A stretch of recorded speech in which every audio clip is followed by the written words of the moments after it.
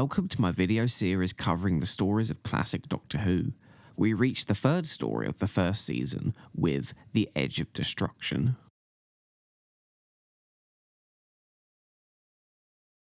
An explosion happens in the TARDIS, leading the four travellers to be rendered unconscious. The two girls awaken first, with Susan having some level of amnesia and struggling to remember who Barbara is. She notices the Doctor and rushes to his side after seeing he has a cut on his head. Susan obtains some ointment and water to aid the Doctor. While this is going on, Ian regains consciousness and is visibly confused by the situation. Ian moves towards the TARDIS doors, only for them to act strangely, consistently opening and closing as he approaches. Susan starts having delusions when she's convinced that there is an alien presence aboard the TARDIS. As she tries to operate the TARDIS controls, she loses consciousness and faints. While Ian places the unconscious Susan in another room, the Doctor wakes up and is aided by Barbara. Susan, in a manic state, awakes and tries to injure Ian with a pair of scissors, before she collapses yet again after stabbing the scissors on her bed multiple times. Phasing between paranoia and a clear state of mind, the Doctor, Barbara and Ian try and figure out their situation. Barbara goes to check on Susan to see that she has reobtained the scissors from earlier. Being able to disarm Susan, Barbara listens to her as she confides in Barbara that she thinks some sort of alien entity has entered the TARDIS and is possessing one of them. The Doctor tries to figure out where they are, only to see logs of their previous destinations. He tries to open the TARDIS doors but closes them when he notices Ian approach him. The Doctor's paranoia gets the best of him, and he proclaims that Ian and Barbara have attacked him and Susan, as well as sabotaged his ship in an attempt to return home. Barbara, not taking this accusation lightly, snaps back at the Doctor, recounting their experience in the Cave of Skulls and on Skaro, where she and Ian have risked their lives to save him and Susan. Barbara walks away and suddenly sees the clock in the console room has melted. Noticing this has also happened to their watches, Barbara disregards her own and breaks down. Later on, the Doctor checks to see if the others are asleep before returning to the TARDIS console, only to encounter a pair of hands grab him by the throat.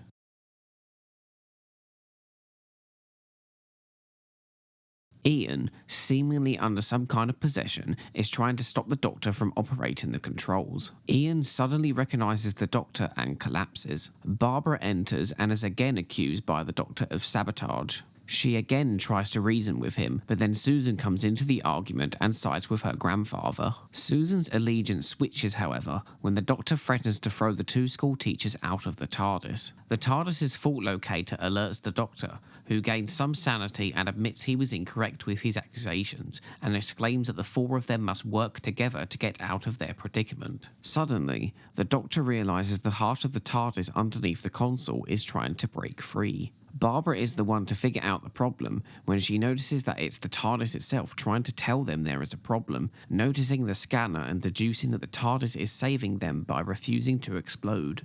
The Doctor is able to trace the fault to a broken spring in the TARDIS's fast return switch, which has gotten stuck and has been sending them further back in time than what was intended to happen.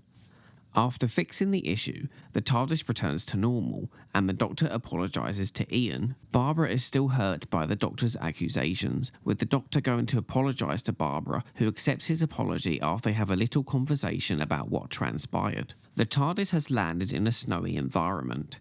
Barbara and Susan notice a giant footprint in the snow.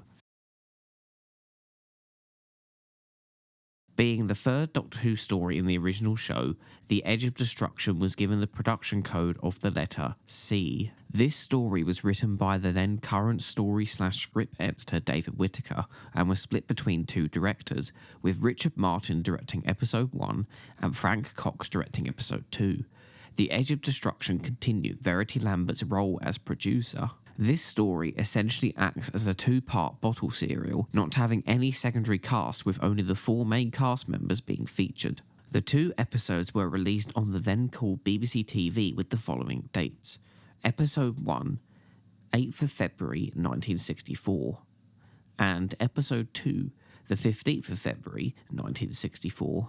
The Edge of Destruction was a money and time saver for Doctor Who, due to delays in the sets and costumes for Marco Polo, as well as the cost of the Daleks going over budget. Verity stating they had no budget, only allowed them a few images of environments outside the TARDIS. David Whitaker was asked at the last minute to create a 2-episode story to fill in the production gap, or they'd have to go off air for 2 weeks. This allowed the production team to show the evolution of the TARDIS travellers from having friction like they did in the Daleks to being on the same level by the time of Marco Polo. This serial had the production title of Inside the Spaceship.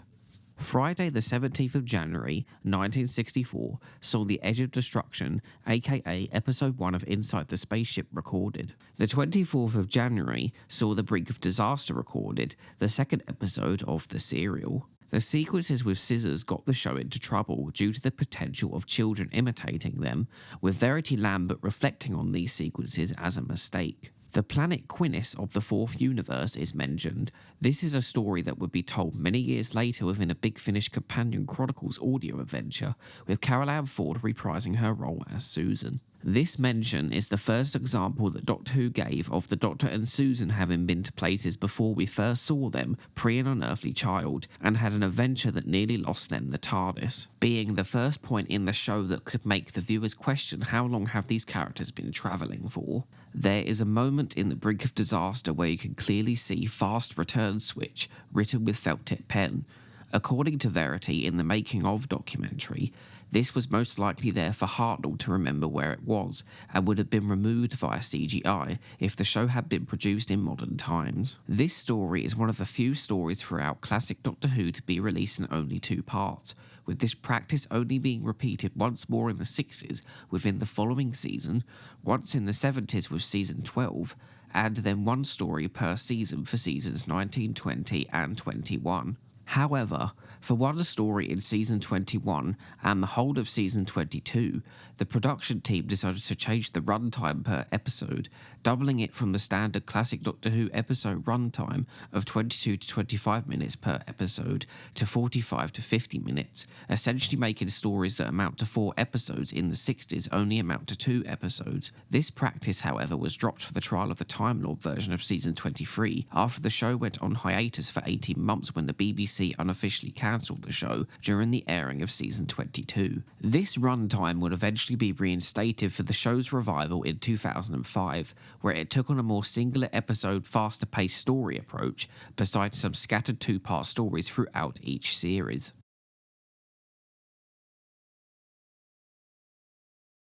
The Edge of Destruction was one of the later releases in Doctor Who's VHS range. Being bundled with the unaired pilot version of An Unearthly Child, it was released sometime in April 2000, 13 years after the Doctor Who VHS range began. This was also just 3 years before the VHS range would come to an end. The Edge of Destruction was included as the third and final main story of the beginning box set, released on the 30th of January 2006 on DVD, alongside the other 2 stories in the box set, An Unearthly Child and The Daleks. The Edge of Destruction disc also includes a making-of documentary called Over the Edge. The Edge of Destruction is also available to watch on BBC iPlayer's classic Doctor Who back catalogue, allowing a new generation to discover it for the first time. By the time of the making of this video, no Blu-ray release as part of the collection set of Season 1 has been announced. In 1988, The Edge of Destruction was novelised. This was authored by Nigel Robinson and released on the 20th of October. Originally, it was planned for Stephen James Walker to write, but he declined it because of the story's short 2-part nature.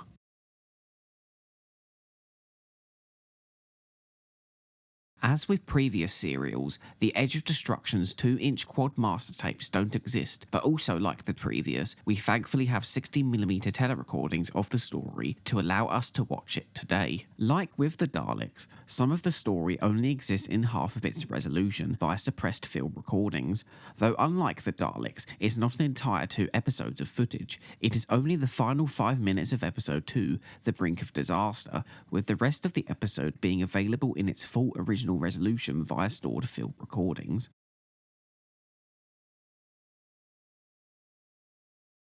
As someone who enjoys getting to see the quieter moments for characters, so we get to spend more time with them and understand them more, I really enjoy this story. I remember my initial impression was that it was my favourite out of the first 3 of the original season when I first watched it, though while I still like this story just as much, I think my recent rewatch viewing of the original Dalek story has also made that one grow on me. I like the overall creepy atmosphere within the episodes, with it making us question ourselves what has happened to cause this, with all the characters initially forgetting the previous 2 stories. I am glad this story is only 2 parts, as I think had it been any longer, it probably would have gotten quite stale with its limited concept. It also somewhat reminds me of some of the stories in modern Doctor Who, where we are creeped out in a similar way. There is a paranoia vibe within this serial, showing how you can utilise limited resources to tell a unique kind of story, turning the TARDIS essentially into a haunted house, and with the narrative making the environment become a pressure cooker ready to burst. It's interesting to see how the show continues to connect back to previous stories,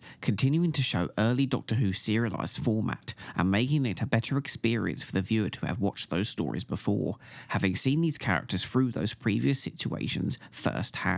I like how the TARDIS has multiple rooms, showing that it is more than just a ship. It is the Doctor's home with things like a sofa and a food machine, as well as the other characters having nightwear, showing it is a lived-in environment that they sleep in. Barbara mentioning, quote, another intelligence is interesting because a villain of that nature would be introduced way later in season 5. I love that we finally get to see the teachers confront the Doctor and what he has done in the past 2 stories, and that we finally get to see his character arc grow beyond someone who wants to save his own skin, with the Doctor finally softening a bit and embracing Barbara, stating how they all owe her their lives, though this isn't without him trying to gain some credit for her figuring out the problem, by saying that him accusing her pushed her to figure it out. Before this, though, the Doctor does also reach breaking point, with the whole claustrophobia aspect of them being stuck in the TARDIS, causing his whole paranoia of the 2 humans to outright accuse them of sabotage. Elements of this characterization were present in the previous 2 serials, and it's a neat payoff to finally see this all come to a head. The Doctor's unconscious rambling about not being able to take Susan back could very well be about how they had to leave Gallifrey, though their backstory has yet to be that far developed at the time these 2 episodes were made. The Doctor calling Ian Chartow must be one of the most unique incorrect ways of him saying Chesterton. Carol Ann Ford does a good job at playing a seemingly possessed Susan, with us wondering what exactly is going on with her, with Susan's dishevelled hairstyle helping add to this overall characterization. The show was clearly willing to go deep into this dark aspect, despite it being treated as a quote kids show. You can notice the difference in directing, with episode 1 having a more creepy atmosphere, compared to episode 2 having a lot more close-ups on the characters. Throughout the story, it is hinted that the TARDIS is alive, being more than just a machine, with this being an interesting part of the story and something that would be expanded on years and years later. The characters wondering what would happen if the heart of the TARDIS was to escape is something modern Doctor Who would show us firsthand, with the edge of destruction and Hartnell mentioning the TARDIS's power source as the heart, now retroactively connecting back to this, with this story essentially showing us the first instance of the TARDIS being alive and telepathic, trying to inform the travellers of the problem in the only way it knows how. The TARDIS's power source trying to escape reinforces the whole pressure cooker vibe of the story. The melting clock is such a simple yet effective way to show that something is wrong with their time. Barbara is a highlight in this story, as she is the one to discover what the problem is, showing another example of Doctor Who's progressive usage of her. Hartnell has more moments to shine in this serial, including his speech at the end, as well as when the Doctor loosens up a bit and admits to being wrong, even saying to Susan how he's been going a bit around the bend. There is still an aged element with the Doctor lying to Barbara and Susan because he thinks it would protect them. However, from this act we can at least take away that the Doctor does care for them and wants to protect them, despite how sexist it comes off as in a 2024 mindset. We have to remember this was 1964 and 60 years have passed. If there is something in the story that I think could have been better, I'd have to agree with what William Russell said in the Making of documentary, with it being that the problem was caused by a stuck spring. Though while it could have had a more grand explanation, the problem being as simple as a broken spring just shows the complexities of the human mind, with believing the worst possible scenario could have caused something when it is usually the most simplest. While the story is more harder to understand than the Daleks, it is very interesting to see the inner conflict of all the characters come out in full force, seeing the characters essentially fight for their own sanity. It made what essentially was a budget and show saver into a story that bonded the four characters together and readied them for the future of their shared adventures.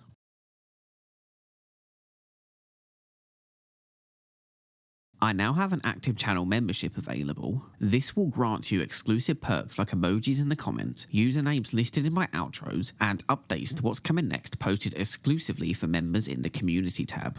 But the best feature is you get 5 days early access to new videos and you will be supporting me at the same time. To find out more, you can click the join button on my channel page. Thank you to anyone who considers becoming a channel member.